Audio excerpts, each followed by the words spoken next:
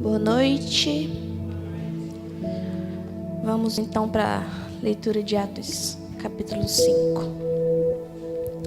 Entretanto, certo homem chamado Ananias, com sua mulher Safira, vendeu uma propriedade, mas reteve uma parte do dinheiro. E Safira estava ciente disso. Levando o restante, depositou aos pés dos apóstolos. Então Pedro disse: Ananias, por que você permitiu que Satanás enchesse o seu coração para que você mentisse ao Espírito Santo, retendo parte do valor do campo? Não é verdade que, conservando a propriedade, seria sua? E que depois de vendida, o dinheiro não estaria em seu poder? Por que você decidiu fazer uma coisa dessas? Você não mentiu para os homens, mas para Deus. Ouvindo estas palavras, Ananias caiu morto, e sobreveio grande temor a todos os que souberam do que tinha acontecido. Levantando-se os moços, cobriram o corpo de Ananias e, levando-o para fora, o sepultaram.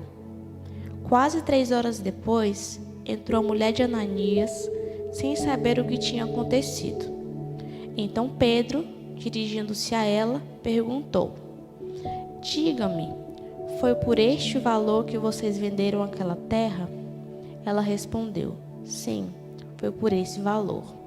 Então Pedro disse: Por que vocês entraram em acordo para tentar o Espírito do Senhor? Eis aí à porta os pés dos que sepultaram o seu marido, e eles levarão você também. No mesmo instante, ela caiu aos pés de Pedro e morreu. Entrando os moços, viram que ela estava morta, e levando-a, sepultaram-na ao lado do marido. E sobreveio grande temor a toda a igreja e a todos aqueles que ouviram falar destes acontecimentos. Muitos sinais e prodígios eram feitos entre o povo pelas mãos dos apóstolos, e todos costumavam se reunir de comum acordo no pórtico de Salomão. Mas, dos restantes, ninguém ousava juntar-se a eles, porém o povo tinha grande admiração por eles.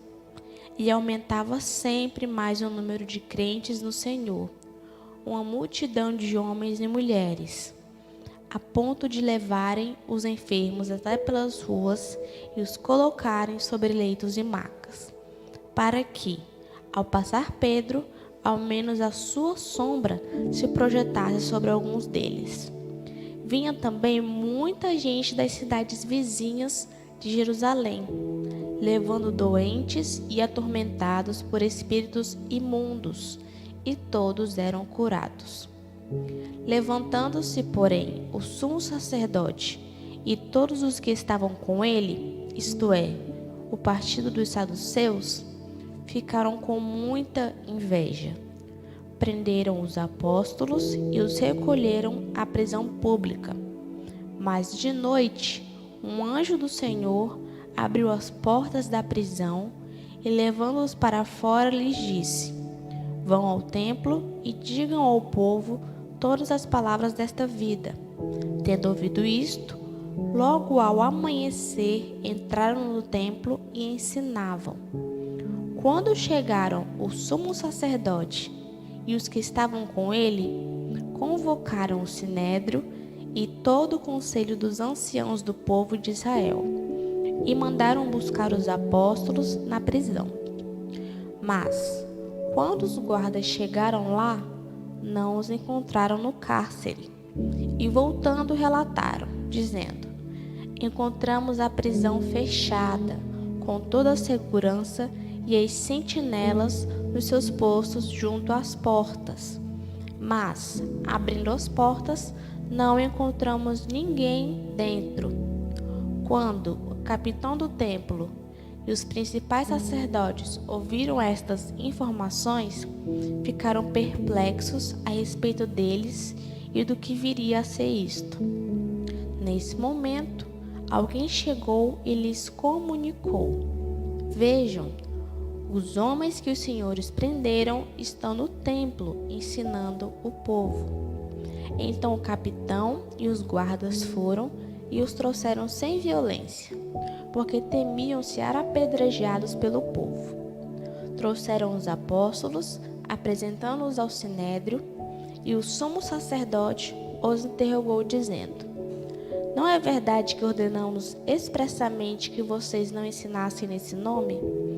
No entanto, vocês encheram Jerusalém com a doutrina de vocês e ainda querem lançar sobre nós o sangue desse homem. Então Pedro e os demais apóstolos afirmaram: É mais importante obedecer a Deus do que aos homens.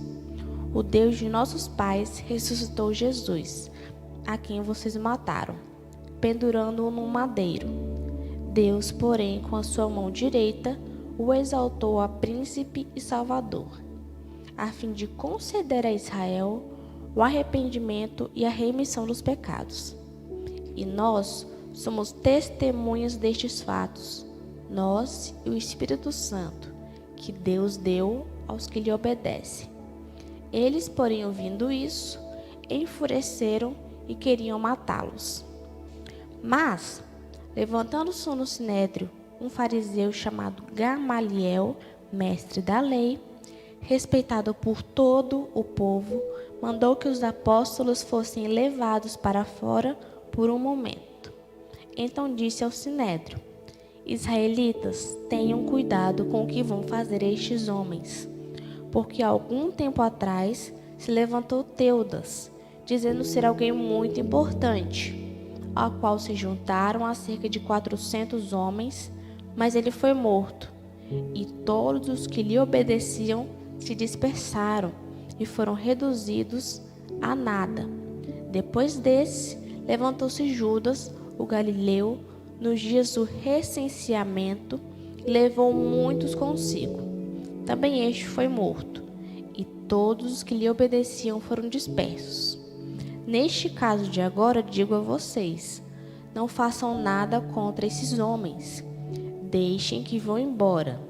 Porque se este plano ou esta obra vem de homens, será destruído. Mas, se vem de Deus, vocês não poderão destruí-los e correm o risco de estar lutando contra Deus. E os membros do sinédrio concordaram com Gamaliel. Então chamaram os apóstolos e os açoitaram. E ordenando-lhes que não falassem no nome de Jesus, os soltaram. E eles se retiraram do sinédrio muito alegres por terem sido considerados dignos de sofrer afrontas por esse nome. E todos os dias, no templo e de casa em casa, não cessavam de ensinar e de pregar que Jesus é o Cristo.